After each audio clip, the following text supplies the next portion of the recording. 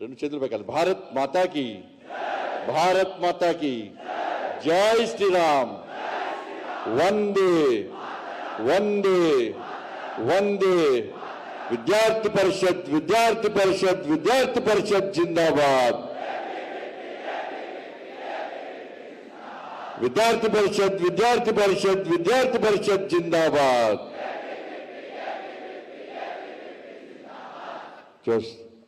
అందరికీ నమస్కారం. గౌరవజీ యువ పురస్కార్ అవార్డు ప్రదానోత్సవం, దాంతోపాటు విద్యార్థి పరిషత్ 44వ రాష్ట్ర మహాసభ సందర్భంగా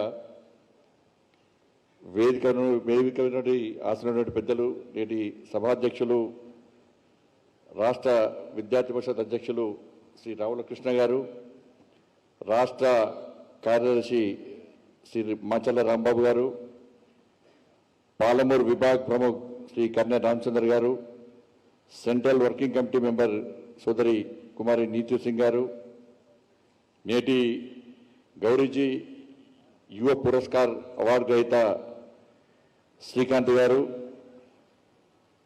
విచ్చేసినటువంటి అనేక మంది విద్యార్థి పరిషత్ పూర్వ కార్యకర్తలు, పెద్దలు, విద్యార్థి పరిషత్ కార్యకర్తలారా, పాత్రికేయ మిత్రులారా, అందరికీ నమస్కారాలు. ముఖ్యంగా శ్రీకాంత్ గారికి హృదయపూర్వక అభినందన తెలియజేస్తూ, వారి వీడియో చూసిన తర్వాత వారి యొక్క చేసిన సేవలు చాలా గొప్పవి. ఎందుకంటే సామాన్యంగా అవార్డ్స్ అంటే ఏదో ఒక పైరవతో ఒక టీం ఏర్పడి ఏదో ఒక పైరవతో ఏదో ఒకటి ఇవ్వాలని చెప్పి ఒక ఆలోచన వస్తూ ఉంటాం. కానీ గౌరీజీ పేరు మీదటువంటి అవార్డు, దానికి తోడుగా విద్యార్థి పరిషత్ వేదిక ద్వారా అవార్డు తీసుకోవడం అంటే నిజంగా చాలా గొప్ప విషయం. అదొక అదృష్టం కూడా భావించవచ్చు. అనాథ శవాలను దహన సంస్కారాలు చేయడం కానీ, అన్నపూర్ణ సేవా సమితి పేరుతోని అన్నదాన కార్యక్రమాలు కానీ, విద్యార్థులకు చదివించే ప్రయత్నం చేయడం కానీ, రైతులను ఆదుకునే ప్రయత్నం చేయడం కానీ, ఒకటి రెండు కాదు అన్ని రంగాల్లో వారు చేస్తున్న సేవలు చాలా గొప్పవి. తీరా చూస్తే శ్రీకాంత్ గారి దగ్గర డబ్బు ఉందా అంటే డబ్బు లేదు. కేవలం ఒక ల్యాండ్రీ నడుపుకుంటూ, ఒక ల్యాండ్రీ నడుపుకున్నది కేవలం కుటుంబ పోషణ కూడా పనిచేయదు. కుటుంబ పోషణ ల్యాండ్రీ నడుపుకోవడం ద్వారా కుటుంబ పోషణ చేసుకోవడం కూడా కష్టమైన పరిస్థితి. ఇటువంటి పరిస్థితుల్లో తన కుటుంబాన్ని పోషించుకోవడం, దాంతోపాటు సమాజానికి సేవ చేసే ప్రయత్నం చేయడం అంటే చాలా గొప్ప ఆలోచన, చాలా మంచి ఆలోచన. ఇలా విద్యార్థి పరిషత్ నిజంగా ఆ కమిటీకి ప్రత్యేకంగా అభినందన తెలియజేస్తున్నారు. దీన్ని సెలెక్ట్ చేయడం చాలా కష్టతరం. రకరకాలుగా వ్యక్తులు వస్తారు, ఎవరు చూసినా చాలా మంచి పని చేసిన ఉంటారు మనం. కానీ శ్రీకాంత్ని వేళ దాన్ని నియమించడం, ఆ కమిటీ కూడా ప్రత్యేకంగా అభినందన తెలియజేస్తూ, దానికి తోడు గౌరీజీ పేరు మీద ఇంతకుముందు రామచంద్ర గారు గౌరీజీకి సంబంధించినటువంటి అనేక విషయాలను మనకు స్పష్టం చేయడం జరిగింది. వారికి ఒక గొప్ప చరిత్ర కూడా మనం చూడడం జరిగింది. గౌరీజీ ఒక వ్యక్తి కాదు, గౌరీజీ ఒక భావాజాలం, ఒక ప్రేరణ. విద్యార్థి పరిషత్ కార్యకర్తలకే కాదు, నేటి విద్యార్థి తరానికి ఒక ఐకాన్ గౌరీశంకర్జీ. ఆయన ఇంటి పేరు జనమంచి గౌరీశంకర్జీ. ఆయన బతుకున్నప్పుడు, ఆయన శ్వాస వదిలిన తర్వాత ఆయన జనం కోసం చేసినటువంటి సేవలు చూసినాక జనం మనిషి గౌరీశంకర్జీగా చిరస్థానం తీసుకునే గొప్ప వ్యక్తి గౌరీజీ. వాళ్ళు చాలా విషయాలు చెప్పారు. ప్రచారంగా ఆర్ఎస్ఎస్తో అనుబంధం ఏర్పడడం, దాని తర్వాత ప్రచారంగా వచ్చి 5 సంవత్సరాలకే విద్యార్థి పరిషత్ ప్రాంత సంఘటన మంత్రిగా, ఆ విధంగా జాతీయ స్థాయిలో అనేక బాధ్యతలు చేపట్టి ఎమర్జెన్సీ టైంలో జైలుకోవడం, అనేక విద్యార్థి ఉద్యమాలు నిర్వహించడం, విద్యార్థి పరిషత్ను ఉమ్మడి ఆంధ్రప్రదేశ్తో పాటు దేశంలో ఒక శక్తివంతమైనటువంటి ఒక విద్యార్థి సంఘంగా తయారు చేయడానికి వారు చేసినటువంటి కృషి అంతా ఇంత కాదు. ఇక్కడ చాలా మంది, మా ధర్మన్నాడు, మనోరెడ్డి గారు, చాలా మంది సీనియర్ నాయకులు అందరూ ఉన్నారు ఇక్కడ. వాళ్ళందరూ కూడా గౌరీజీతో అనుబంధం ఉంది. ఆ తెల్ల డ్రెస్ వేసుకొని, జబ్బకు సంచి వేసుకొని ఇవాళ అనేక పర్యటనలు చేస్తూ వారికి ముఖ్యంగా శిక్షణా తరగతులు. గౌరీజీ అంటేనే శిక్షణా తరగతులు మారిపోయి గౌరీజీ. కార్యకర్తలను తయారు చేయాలని చెప్పి, కార్యకర్తలను కార్యోన్ముఖులు చేయాలని చెప్పి అనేక సందర్భాల్లో అనేక శిక్షణా తరగతులు వేసినటువంటి గొప్ప వ్యక్తి వాళ్ళ గౌరీజీ. వాళ్ళ గౌరీజీ ఒక పెద్ద మనిషి. అప్పుడు నక్సల్స్ మూమెంట్ ఒక హత్య జరిగితే ఇంట్లో పేరెంట్స్ అందరూ కూడా అరే నక్సల్ చంపినాడు ఓకరా అని చెప్పారు వాళ్ళు. కార్యకర్తలకు మాత్రం విద్యార్థి పరిషత్ కార్యకర్తగా సమాజాన్ని సేవ చేయాలి, విద్యారంగ సమస్య కోసం పరిష్కారం కోసం పనిచేయాలని చెప్పి ఆ తపన లోపల ఉన్నప్పుడు కూడా ఇంట్లోకి వెళ్తే పేరెంట్స్తో ఇబ్బంది. వాళ్ళ అమ్మా నాన్న నువ్వు ఓకరా, నువ్వు చదువుకోరా, ఉద్యోగం చేయరా అని చెప్పి అమ్మా నాన్నల ఒత్తిడి. కానీ విద్యార్థులకు మాత్రం కార్యకర్తలకు మాత్రం విద్యార్థి పరిషత్లో పనిచేయాలని ఒక తపన, ఒక ఆవేదన, ఒక ఆలోచన. ఇటువంటి పరిస్థితుల్లో గౌరీజీ ఒక పెద్ద మనిషిగా వచ్చి గౌరీజీ చెప్పుకునే వాళ్ళందరం కూడా గౌరీజీ మా ఇంట్లో మా అమ్మ నాన్న తిడుతున్నారు, ఏం చేయాలి, పర్లేదా రేపు వస్తా అని చెప్పి తెల్లారి గౌరీజీ పోయి అమ్మా నాన్నతో మాట్లాడినంటే అమ్మ నాన్నలు వింటారు కంపల్సరీ, గ్యారెంటీ. అట్లా ఒక పెద్ద మనిషి తరాలో ఇవాళ అనేక సందర్భాల్లో ఇలా విద్యార్థి పరిషత్ కార్యకర్తకి తయారు చేసినటువంటి గొప్ప వ్యక్తి ఇలా గౌరీజీ. ఇలా క్యాపిటేషన్ ఫీజుల విషయంలో కానీ అనేక ఉద్యమాలు ఇలా గౌరీజీ ఇలా నిర్వహించడం, ఎమర్జెన్సీలో జైలుకు పోవడం, ఇట్లా అనేక సందర్భాల్లో గౌరీజీని అనేక సభలు కూడా మనం స్మరించుకుంటూ ఉంటాం. ఆ వ్యక్తి మన మధ్య లేకున్నా కూడా ఆయన మన ముందు ఒక లక్ష్యాన్ని ఉంచిపోయాడు. ఆ లక్ష్యాన్ని చేరుకోవడమే నేటి విద్యార్థి పరిషత్ కార్యకర్తల యొక్క ప్రధాన లక్ష్యంగా మనం ముందుకు పోవాల్సిన అవసరం ఉంది. ఇవాళ నక్సల్స్ ఉద్యమం కూడా ఇలా నక్సల్స్ వ్యతిరేకంగా పేద ప్రజలు నక్సల్స్ చంపడం, వాళ్ళ మైనర్ పిల్లలను కూడా చిన్న చిన్న పిల్లలను కూడా నక్సల్స్ భావాజాలంతో అడవులకు తీసుకుపోవడం, ఒక సిద్ధాంతం లేకుండా హత్యాకాండ చేస్తున్న సందర్భంలో ఇలా నక్సల్స్ కు వ్యతిరేకంగా విద్యార్థి పరిషత్ కార్యకర్తలను తయారు చేయడానికి ఒక గొప్ప వ్యక్తి వాళ్ళ గౌరీజీ.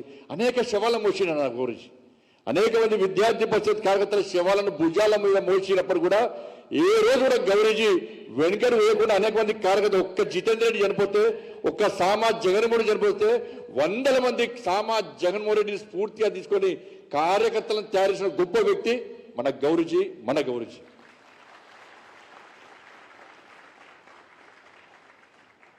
వాళ్ళు నక్సల్ చేస్తారు రోజు. ఇవాళ మీరందరూ ప్రశాంతంగా ఉన్నారు. ఇవాళ మీరందరూ ఇచ్చేవాళ్ళు. ఉరికొచ్చే మా తరాన్ని ఉగ్రవాదులు ఆపలేరు, నడిచొచ్చే మా తరాన్ని ఇప్పుడు ఉగ్రవాదులు లేరు, నా నక్సలైట్లు. ఈ కేంద్రంలో ఉన్నటువంటి మన ప్రభుత్వం, నరేంద్ర మోడీ ప్రభుత్వం ఎక్కడ కూడా కార్యకర్తల త్యాగాలను వృధా కొనియాలి. ఎక్కడ కూడా మీరు ఆలోచించండి. అలా గౌరీజీ ప్రారంభించినటువంటి నక్సల్స్ వ్యతిరేక ఉద్యమం కానీ, విద్యార్థి పరిషత్ కార్యకర్తలతో పాటు పరివార క్షేత్రాలకు ఉద్దేశించినటువంటి 370 ఆర్టికల్ విషయంలో కానీ, దివ్యమైన భవ్యమైన రామ మందిర నిర్మాణం విషయంలో కానీ, ఈ 3 విషయాలను మన ఎగ్జాంపుల్ తీసుకుంటే ఈ 3 విషయాలు కూడా ఇలా మన కార్యకర్తలు చేసే త్యాగాలను మన ప్రభుత్వం ఎక్కడ విస్మరించలే. వాళ్ళ నక్సల్స్ ఉద్యమం తీసుకోండి. వాళ్ళ ఆ రోజు అనేక మంది విద్యార్థి పరిషత్ కార్యకర్తలు, పరివార క్షేత్ర కార్యకర్తలను నక్సలైట్లు హత్య చేసిన విషయాన్ని మనం గుర్తుంచుకోవాల్సిన అవసరం ఉంది. చాలా మందికి తెలియకపోవచ్చు. ఇవాళ అందుకే బుక్స్ వస్తున్నాయి, తెలుసుకుంటా ఉన్నాం మనం కూడా. ఎక్కడ విస్మరించద్దన్న వాళ్ళు ఎవ్వరు కూడా, ఆ కార్యకర్తలు ఎవ్వరు కూడా వాళ్ళ కుటుంబ పోషణ కోసమో, ఆస్తి కోసమో, డబ్బు సంపాదన కోసమో, పట్టింపుల కోసమో వాళ్ళు త్యాగం చేయలే. వాళ్ళు నమ్మిన సిద్ధాంతం కోసం త్యాగం చేశాడు. కాషాయపు జెండా కోసం, కాగడ జెండా కోసం, విద్యారంగ సమస్యల పరిష్కారం కోసం తెగించి కొట్లాడి ఇలా ప్రాణత్యాగం చేసిన కార్యకర్తలు విద్యార్థి పరిషత్ కార్యకర్తలు. ఆ రోజు పోస్టర్లు వేసారు, ఫలానా డేట్కు నేను చంపుతాం, ఫలానా టైంకు నేను చంపుతాం, ఫలానా ప్లేస్లో నేను చంపుతాం అంటే పోస్టర్లు వేసింది. ఆ రోజు చాటు చంపలే, పోస్టర్లు వేసి బెదిరించి ఇలా వార్నింగ్ ఇచ్చి చంపారు. కానీ పోస్టర్లు వేసినా వార్నింగ్ ఇచ్చినా కూడా ఏ విద్యార్థి పరిషత్ కార్యకర్త ఇంట్లో కూర్చోలే, దుబాయ్ మస్కట్ పారిపోలే, వ్యాపారాలు చేసుకోలే, వేరే పార్టీ పోలే, చావడానికైనా సిద్ధం, చంపడానికైనా సిద్ధం అని చెప్పి నమ్మిన సిద్ధాంతం కోసం ప్రాణత్యాగం చేసిన కార్యకర్తలు విద్యార్థి పరిషత్ కార్యకర్తలు. ఈ దేశంలో జాతీయ జెండా కోసం ప్రాణత్యాగం చేసిన వ్యక్తులు ఇద్దరే, సరిహద్దులో జవాన్ అయితే సరిహద్దు లోపల కేవలం విద్యార్థి పరిషత్. అది నా సామా జగన్మోహన్ రెడ్డి, నా సామా జగన్మోహన్ రెడ్డి. ఈ దేశంలో, ఈ భారతదేశంలో భారత జాతీయ పతాకం ఎగిరేయద్దు అని చెప్పేటువంటి మూర్ఖులిద్దరే. ఒకటి పాకిస్తాన్, బంగ్లాదేశ్ అయితే ఈ దేశంలో సరిహద్దులో కేవలం నక్సలైట్లు మాత్రమే. 15th ఆగస్ట్ 26 జనవరి రోజు వాళ్ళు అంటారు ఈ దేశం కోసం పనిచేస్తున్నామంటారు. మా సిద్ధాంతం మీ దేశానికి సంబంధించిన సిద్ధాంతాలు అంటారు. మేము ఈ దేశ భక్తులమని నక్సలు చెప్పుకునే వాళ్ళు ఆ రోజు. కానీ ఈ దేశంలో జాతీయ పతాకం ఎగిరించే పరిస్థితి ఆ రోజు లేదు. జాతీయ పతాకం ఎగరేదు, నల్ల జెండాలు ఎగిరేయాలి. 15th ఆగస్టుకు 26 జనవరికి నల్ల జెండాలు ఎగిరాలని చెప్పి వార్నింగ్లు ఇచ్చే పరిస్థితి నక్సలైట్లది. కానీ సామా జగన్మోహన్ భయపడలేదన్నారు. బరాబర్ నా జాతీయ జెండా ఎగిరేసి తీరుతా అని చెప్పి వరంగల్ నడిబొడ్డున ఇవాళ జాతీయ జెండా ఎగిరేసినటువంటి ఒక జాతీయ విప్లవ వీరుడు ఇవాళ సామా జగన్మోహన్ రెడ్డి. వార్నింగ్ ఇచ్చి చంపేస్తామని చెప్పని లాస్ట్కు సామా జగన్మోహన్ రెడ్డి బాడీలో బుల్లెట్ దింపారు. కానీ సామా జగన్మోహన్ రెడ్డి బాడీలో బుల్లెట్ దిగినాక కూడా చివరి శ్వాస వరకు కూడా చివరి నినాదం, బాడీలో బుల్లెట్ తిరిగిన ఆయన చివరి నినాదం భారత్ మాతాకి జై. ఎవరైనా జాతీయ జెండా కోసం ఇలా ప్రాణత్యాగం చేయడానికి సిద్ధంగా ఉన్నది? ఎంతమంది సిద్ధంగా ఉన్నారో జాతీయ జెండా కోసం ప్రాణత్యాగం చేయడానికి? ఇది నా సామాజిక చరిత్ర. అందుకే అనేక మంది కార్యకర్తలను విద్యారంగ సమస్యల కోసం పరితపిస్తున్నటువంటి, ఆందోళన చేస్తున్నటువంటి కార్యకర్తలను ఇలా హతమార్చినటువంటి సంఘటన దౌర్భాగ్యం సంఘటన జరిగింది. ఒక కార్యకర్త ఇలా ఇంటి నుంచి బయలుదేరి రేపు కార్య విస్తరణ కోసం గ్రామానికి పోతారంటే తిరిగి రావడానికి గ్యారంటీ లేని పరిస్థితి. ఊర్లు లేవు, దారులు లేవు, బస్సులు లేవు, కమ్యూనికేషన్ వ్యవస్థ లేదు, సైకిళ్ళ మీద పోవాలి, ఆర్టీసీ బస్సులు లేవు. పోయిన కార్యకర్త తిరిగి వస్తాడా రాడా గ్యారంటీ లేని పరిస్థితి. ఎప్పుడు ఏ కార్యకర్త మర్డర్ జరిగిందో అని చెప్పి వార్త వినాల్సిన టెన్షన్ వాతావరణం. ఇటువంటి పరిస్థితుల్లో అనేక మంది కార్యకర్తలు ఇవాళ ఈ తెలంగాణ గడ్డ మీద ఉమ్మడి ఆంధ్రప్రదేశ్లో ఈ నమ్మిన సిద్ధాంతం కోసం ప్రాణత్యాగం చేశారన్న.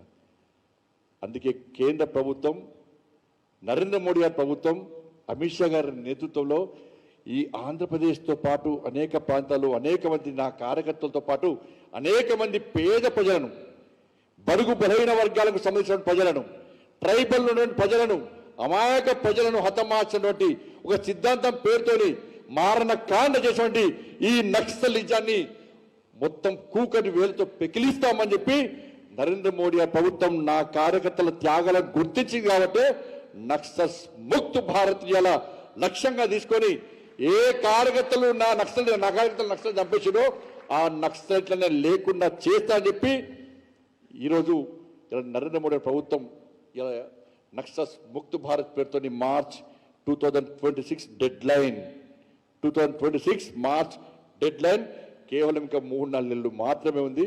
తప్పకుండా అది జరిగి తీరుతుంది, జరిపి తీరుతాం. ఇప్పటికే జరుగుతూనే ఉన్నది. ఎక్కడ ఎవరు వదిలిపెట్టలే.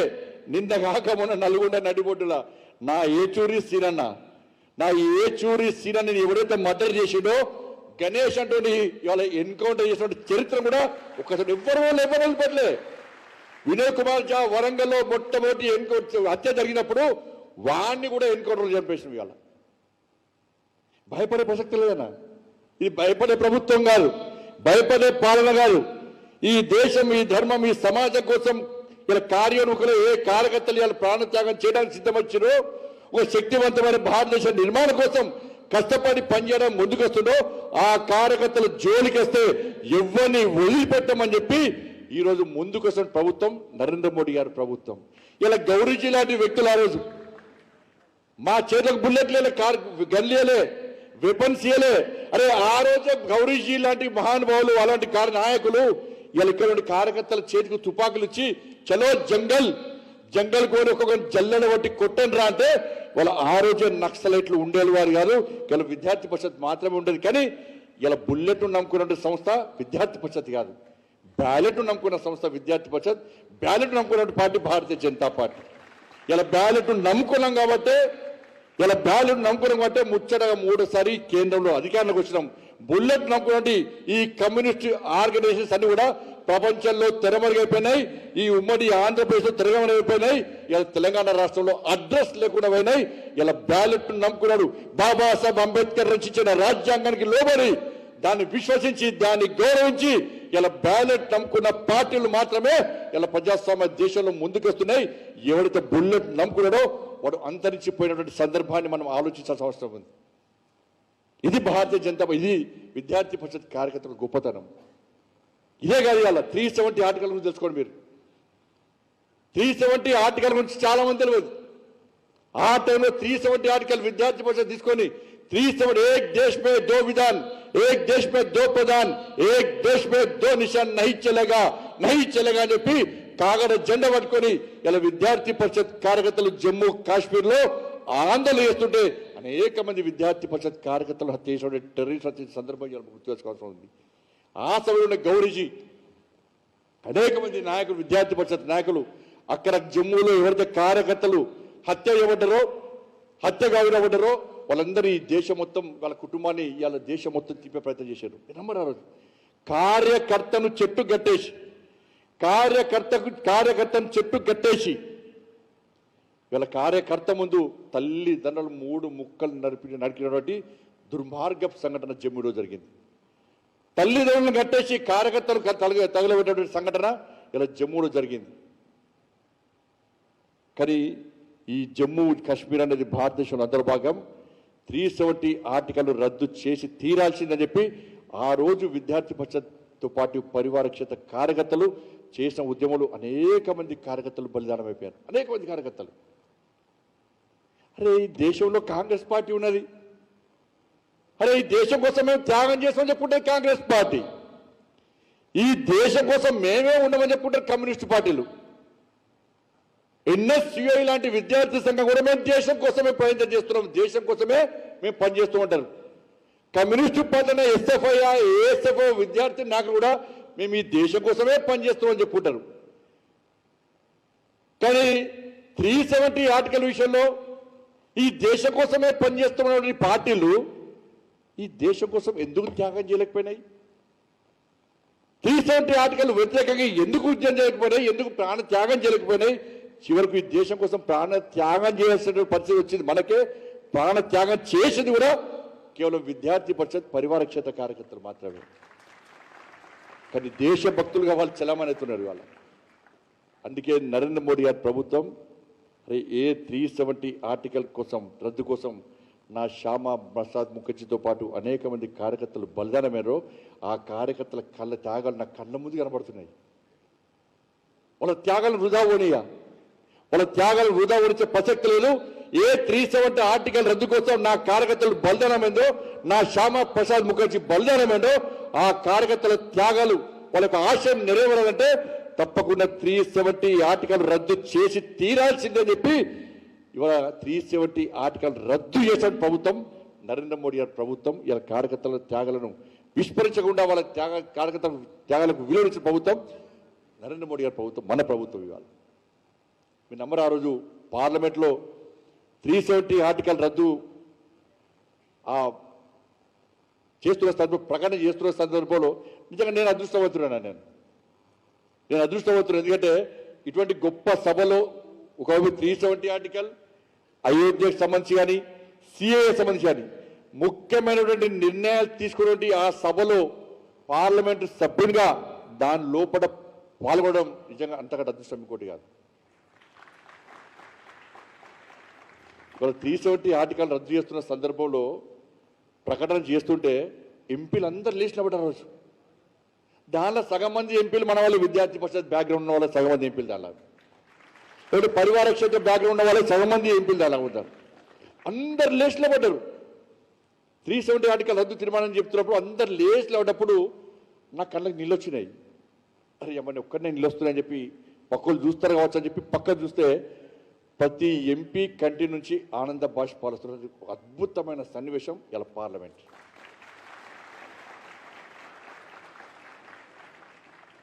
సాధ్వి ప్రజ్ఞా సింగ్, మీ అందరి సాధ్వి ప్రజ్ఞా సింగ్, ఆ రోజు విద్యార్థి పరిషత్ కార్యకర్తనే సాధ్వి ప్రజ్ఞా సింగ్, కాంగ్రెస్ పార్టీ ప్రభుత్వం తప్పుడు కేసులు పెట్టి బాంబ్ బ్లాస్ట్ చేసిందని తప్పుడు కేసులు పెట్టి థర్డ్ డిగ్రీ ఉపయోగించి ఆమెను ఏ విధంగా సంవత్సరం పాటు ఇవాళ ఏ విధంగా థర్డ్ డిగ్రీ ఉపయోగించి నానా అవస్థలు పెట్టారో నిజంగా చెప్పరాదు. అది కూడా నా పక్కకే సీట్ అవి సాధు ప్రజ్ఞా సింగ్ ఆమె చెప్తుంటే కళ్ళని నిలచోటి. ఆమె బాడీలో ఒక మహిళా కార్యకర్త, ఆమె బాడీలో ఒక సాధ్వి, ఆమె బాడీలో పోలీసులు కొట్టని పాటు లేదు. పైనుంచి కింది బొట్టన వేలి వరకు ఆమెకు కరెంటు షాక్ లేని పాటు లేదు ఆమె బాడీలో. ఆమె అడుగు తీసి అడుగు వేయరాదు, నడవరాదు, కూర్చోరాదు. అటువంటి సాధ్వి ప్రజ్ఞా సింగ్ 370 ఆర్టికల్ రద్దు చేసిన వెంటనే లేచి ఎగిరి జై శ్రీరామ్ నినదిస్తే ఇలా హాల్ మొత్తం దద్దరిల్లిపోయింది. అటువంటి అద్భుత సన్నివేశం ఆ రోజు 370 ఆర్టికల్ వృధా ఓనియలే. ఇవాళ అయోధ్య చూడండి, అయోధ్య ప్రపంచమంతా చూస్తున్నాడు. అరే భారతదేశం మెజార్టీ, భారతదేశంలో హిందువులు 80%, 80% హిందువులు దేశం భారతదేశం. కానీ వాళ్ళు హిందూ దేశం అని చెప్పుకోవడం, వాళ్ళు ప్రజాస్వామ్య దేశం అని చెప్పుకుంటారట. కానీ 80% హిందువులు భారతదేశంలో వాళ్ళ ఆరాధ్య దైవంగా భావించే రాముని దేవాలయాన్ని పునర్నిర్మించుకోవడానికి వాళ్ళ చాతనైతలేట హిందువులకు. భారతదేశంలో అయోధ్యలో రామ మందిరం నిర్మించడానికి కరసేవ చేయడానికి పోతే కార్యకర్తలు చంపేసిరట. ఇది ఎక్కడి దేశం రా వీళ్ళు, ఇది ఎక్కడి హిందువు రా అని చెప్పి ప్రపంచమంతా కూడా హిందూ సమాజాన్ని హేళన చేస్తున్న పరిస్థితి వాళ్ళ భారతదేశంలో ఉంది, ప్రపంచమంతా ఉంది. 80% ఉన్న హిందువులు దేశంలో అంటారు, వాళ్ళు నమ్ముకున్న దేవాలయాన్ని కట్టుకోవడానికే ప్రాణత్యాగం చేయాల్సిన పరిస్థితి అట. ఇది ఎక్కడి దేశం రా, ఇది ఎక్కడి హిందువులు రా అని చెప్పి ప్రపంచమంతా హేళన చేస్తున్నది. ఇవాళ అయోధ్యలో రామ మందిరం నిర్మించడానికి అనేక మంది కార్యకర్తలు పోయి ఇవాళ ములాయం సింగ్ జరిపిన కార్పుల్లో ఎంతమంది చనిపోయారు.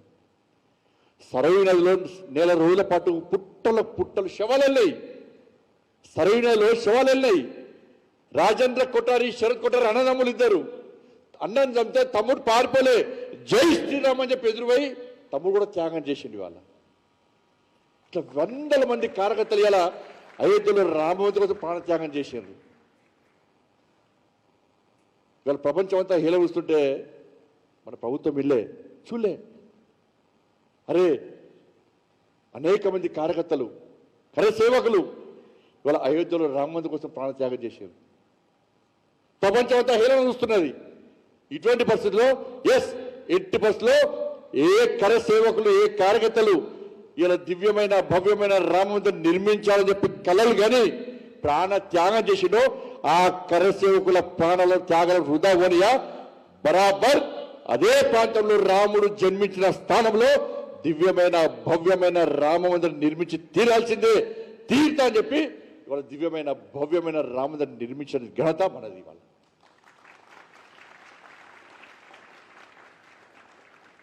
కాంగ్రెస్ వాళ్ళు రాముని మొక్తారు, కమ్యూనిస్టులు రాముని మొక్తారు, ఎన్ఎస్సీఓడు రాముని మొక్తారు, ఎస్ఎఫ్ఐడు రాముని మొక్తారు, ఏఎస్ఎఫ్ రాముని మొక్తారు. మరి రాముని మొక్కటోడు ఎందుకు త్యాగం చేయరనా? ఆ త్యాగం కూడా మనమే చేయాలి. త్యాగాలు చేస్తామనే దేశం కోసం త్యాగం మనమే చేయాలి, జాతీయ జెండా కోసం త్యాగం మనమే చేయాలి, దేవుని కోసం త్యాగం మనమే చేయాలి. కానీ సమాజంలో దేశభక్తులుగా చలామణి అవుతున్నది వాళ్ళు. ఆ సమాజం కోసం పనిచేస్తే ఇవాళ మనల్ని మతతత్వవాదులుగా, మతతత్వ శక్తులుగా, సంఘ విద్రోహ శక్తులుగా ప్రచారం చేస్తున్న దుర్మార్గ పరిస్థితి ఇవాళ సమాజంలో నెలకొని ఉన్నది. ఆలోచించిన ఒక్కసారి ఇవాళ ఏ సమాజ నిర్మాణం జరగాలి తెలంగాణ రాష్ట్రంలో, ఈ దేశంలో? కాబట్టి విద్యార్థి పరిషత్ కార్యకర్తలు ఇప్పుడు ఏం లేదని మీరు ప్రశాంతంగా ఉండొచ్చు. ఆ టైంలో సరే గొప్పలు చెప్పడం కాదు, ఆ టైంలో హాలు లేవు, ఏ ఒక ప్రైవేట్ స్కూల్ లేవు, ఏ ఒక గవర్నమెంట్ స్కూల్లో ఇంకా మాకంటే ముందు ధర్మన్న లాంటి వీళ్ళందరూ ఇంకా ఘోరమైన పరిస్థితి వాళ్ళది. ఉదయం లేచి సాయంత్రం ఏం చేయాలి విద్యార్థి పరిషత్? ఒక టీం వర్క్. విద్యార్థి శక్తి వాల్ పేపర్ రాయాలి, వాల్ పోస్టర్ అంటే విద్యార్థి శక్తి పేపర్. విద్యార్థి శక్తి వాల్ పోస్టర్ రాయాలంటే తాగే బీడి తాగే ప్లేస్లో కొంచెం వెడల్పు ఉంటుంది, దాన్ని ఇంకులో ముంచి విద్యార్థి శక్తి పేపర్ రాసేవాళ్ళు, బీడీని ఇంకులో ముంచి రాసేవాళ్ళు. వాల్ రైటింగ్ రాయాలంటే పాత బట్ట పేగు తీసి జాజులు పెట్టి వాల్ రైటింగ్ రాసేవాళ్ళు ఆ రోజు. ఒక్కసారి ఒక వాల్ రైటింగ్ వైట్ గోడ కనబడంటే రిజర్వ్డ్ బై ఏబీవీపీ అని రాసి తెల్లారి వాల్ రైటింగ్ రాసేవాళ్ళం. ఒకసారి మా అక్క మ్యారేజ్ ఉన్నది, ఆ టైంలో ఎగ్జామ్స్ ఉన్నాయి. ఇటు అక్క మ్యారేజ్ ఏర్పాటు చూడాలి, ఇటు ఎగ్జామ్స్ ఉన్నాయి. గర్ల్స్ కాలేజ్ వరకు పెద్ద పెయింట్ వేసారు, మనం ఆపేస్తే ఎన్ఎస్యూడి కూడా రాస్తాడు. అప్పుడు మా నాన్నగారు ఎటు పోతున్నాం అంటే కంబైన్ స్టడీ. సైకిల్ వేసుకొని పోయినాం. మా దగ్గర హరీష్ అని చెప్పి మన కార్యకర్త, ఆర్టిస్టు మంచి కార్యకర్త, వాడు ఒకటే రాస్తాడు. ఇప్పుడు వాడిని సంధానించడం ఇవ్వతాం కాదు, ఇక ఈ రాయడం ఒక ఎత్తు, వాడిని సంధానించడం ఒక ఎత్తు.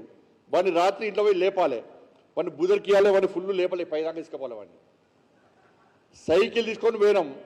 వాడు ABVP అని రాసేదానికి వాడిని పొగుడుతూనే ఉండాలి. వాడిని ఏం గెలికద్దు, వాడిని గెలితే రౌటిగా, వాడు గెలితే ఏం చేస్తాడు, AB రాసి పారిపోతాడు. ఇక VP రాదు, మనం రాలేదు VP మళ్ళా. కానీ కార్యకర్త ఫుల్ టైం బాగా పనిచేస్తుండే. రాత్రంతా వాళ్ళని రాసినాం. మార్నింగ్ 4 o'clock వచ్చి ఇంట్లో పడుకున్నాం. ఉదయం ఏమో నాన్న లేచిండు, ఎటు పోయినావు రా అన్నాడు. కంబైన్ స్టడీ రా, బయటికి రా అని పిలిచి ఈ సైకిల్ ఎక్కడ తీసుకుపోయినావు అన్నాడు. పోయినా ఆ సైకిల్ మీద జాజు పడ్డది మర్చిపోయాను నేను. తెల్లారి మళ్ళీ ఇంట్లో బయట రానియారు. మళ్ళీ నరసింహ సార్ కనికేశారు. సార్ మా నాన్న రాణిస్తలేడు సార్. కనికేశారు వచ్చి నరసింహ సార్ వచ్చి మళ్ళీ అట్లా కాదండి, ఇటు వాళ్ళ మనలో సంధానించి ఎట్లా పథకం సంధానిస్తారు వాళ్ళు. అట్లా సంధానించి అది ధర్మారావు ఇంకా చాలామంది కార్యకర్తలు ఇక్కడ వీళ్ళందరూ కూడా మీరు నమ్మరండి. ఇవాళ అటువంటి పరిస్థితి లేదు మీకు. ఇవాళ టెక్నాలజీ పెరిగింది, రోడ్స్ ఉన్నాయి, అవసరం సొంత కార్లు కూడా పోవచ్చు, సొంత బండ్ల మీద పోవచ్చు. ఇలా నక్సల్స్ సమస్య లేదు, ఉగ్రవాద సమస్య లేదు. ఇవాళ చూడండి కేరళలో ఇంకా ఇబ్బంది పడుతున్నారు. కేరళలో అనేక మంది కార్యకర్తలు బలైపోయారు. వాళ్ళు అనేక మంది కార్యకర్తలు బెంగాల్లో ఇంకా బలైపోతున్నారు. అటువంటి అవసరం తెలంగాణలో లేదు. కానీ సమస్యలతో మాత్రం తెలంగాణ రాష్ట్రం విద్యారంగ సమస్యలతో మాత్రం తలడిల్తున్నది. వాళ్ళు కూడా తెలంగాణ రాష్ట్రం ఇలా కాంగ్రెస్ పార్టీ ప్రభుత్వం వచ్చిన తర్వాత, కాంగ్రెస్ పార్టీ ప్రభుత్వం ఏర్పడిన తర్వాత, గతంలో బీఆర్ఎస్ పార్టీ ప్రభుత్వంలో కానీ ఇలా విద్యారంగ సమస్యలు ఏ విధంగా ఇలా ఇంకా ఎక్కువైతున్నాయి చూడండి. ఇలా పాఠశాలల్లో సొంత భవనాలు లేవు, సొంత భవనాల్లో టీచర్ లేరు, టీచర్లు సొంత భవనాల్లో స్కావెంజర్స్ లేరు, స్కావెంజర్స్ సొంత భవనాలు టీచర్లు ఉంటే చాక్ పీస్ కొనుక్కోవడానికి పైసలు లేవు. ఇవన్నీ ఉంటే విద్యార్థులు లేరు. ఇలా 2000 పాఠశాలకు పైగా ఒక్క విద్యార్థి కూడా అడ్మిషన్ తీసుకోని పాఠశాలలు తెలంగాణ రాష్ట్రంలోని. వాళ్ళు ఈ కాంగ్రెస్ పార్టీ ప్రభుత్వం వచ్చిన తర్వాత దాదాపు 1500 పాఠశాలలు మూసేశారు. బీఆర్ఎస్ గవర్నమెంట్లో 6000 పాఠశాలలు మూసేస్తే వీళ్ళు ఎన్నికలప్పుడు మేము పోటీగాలం మేనిఫెస్టోలో పెట్టారు. బీఆర్ఎస్ గవర్నమెంట్లో 6000 పాఠశాలలు మూసేశారు, మేము వచ్చిన వెంటనే పాఠశాల తెరుస్తాం అని చెప్పి ఇవాళ వీళ్ళు వచ్చినాక 2 సంవత్సరాల్లో దాదాపు 1500 పైగా పాఠశాలలు మూసేసే పరిస్థితి. ఉపాధ్యాయుల రిక్రూట్మెంట్ లేదు, డ్రాప్ అవుట్స్ ఎక్కువైతున్నాయి.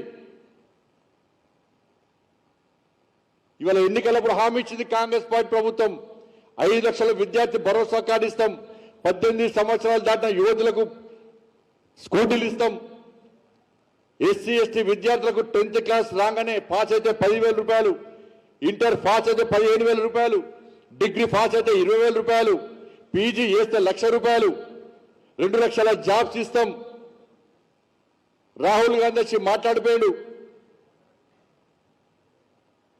కానీ ఏ సంస్థ కూడా పరిష్కారాలు రాసుకు ఫీజు రియంబర్స్మెంట్ లేకపోవడం వలన ఇలా విద్యార్థి సంస్థలు మూసివేసే పరిస్థితి ఇవాళ వచ్చింది. రెంట్ కట్టలేని పరిస్థితి ఇవాళ వచ్చింది. ఇలా యాజమాన్యానికి వచ్చినాయి అన్న ఫీజు రియంబర్స్మెంట్లో నువ్వు కూడా కొంచెం అగ్రెసివ్గా కొట్లాడు అని చెప్పన్నారు. నేను అగ్రెసివ్గా కొట్లాడతా కానీ మీరు అగ్రెసివ్గా ఉండండి అన్న. మీరు కాంప్రమైజ్ కాకుండా వాళ్ళు కాంప్రమైజ్ అవుతూ ఉంటారు. వాళ్ళు మనోడి గారికి ఉన్నారు, వాళ్ళు విద్యా సంస్థలు మనోడి గారికి ఉన్నాయి. ఇక్కడ శ్రీవర్ధన్ గారికి కూడా విద్యా సంస్థలు మీరు కాంప్రమైజ్ కాకుండా యుద్ధం చేయాలి, భయపడితే మీ ఫీజు రియంబర్స్మెంట్ కాదు. నేను చెప్పిన వాళ్ళకు మీరు ఈసారి కనుక భయపడితే నెక్స్ట్ యుద్ధం మిమ్మల్ని చేస్తా అని చెప్పిన ఆయన. మీరు ఎక్కడైనా విద్యార్థుల దగ్గర ఫీజు వసూలు చేసే ప్రయత్నం చేస్తే నేను మీ రియంబర్స్మెంట్ ఇవ్వాలని చెప్పి నేను ఫైట్ చేస్తున్నా. మేము విద్యార్థి పరిషత్ ఫైట్ చేస్తున్నది. కానీ మేము ఫైట్ చేసే టైంకు మీరు ప్రభుత్వంతో కాంప్రమైజ్ అయ్యి అడుగు వెనుకకేస్తే విద్యార్థులను ఎక్కడైనా ఇబ్బంది పెట్టే ప్రయత్నం చేస్తే మీ మీద యుద్ధం మేం చేస్తామని అప్పుడే వార్నింగ్ ఇచ్చినాను. కానీ ఆయన కాంప్రమైజ్ చెప్పారు వాళ్ళు. కానీ ఆ యాజమాన్యాల మీటింగ్లో ఎంత సంతోషం అనిపిస్తుంది. ఆ యాజమాన్యాల మీటింగ్లో వాళ్ళకి నేను ఏవి పని తెలుసో తెలియదు, వాస్తవం తెలియదు. ఆ యాజమాన్యం మీటింగ్ అయిపోయినాక, సార్ మీరు బీజేపీ కదా, మాకు చిన్న పని చేసి పెట్టండి సార్ అన్నాడు. ఏంటి అన్నాడు. సార్ బీజేపీ అని కాకుండా మాకు ఒక్కసారి మీకు ఏబీపీలు పరిచయం సార్ అండి ఒక ఆయన. ఆ పరిచయం నేను ఏవి పూర్వ కార్యకర్తలు చెప్పుకోలే, ఆ పరిచయమైన ఒక్కసారి ఏబీపీ కార్యకర్తలతో నాయకులతో మాట్లాడాను సార్, వాళ్ళు కనుక మాకు సపోర్ట్ చేస్తే ఈ ప్రభుత్వం తెల్లారి మా ఫీ రిమెంట్ ఇచ్చేస్తారు సార్ చెప్పారు.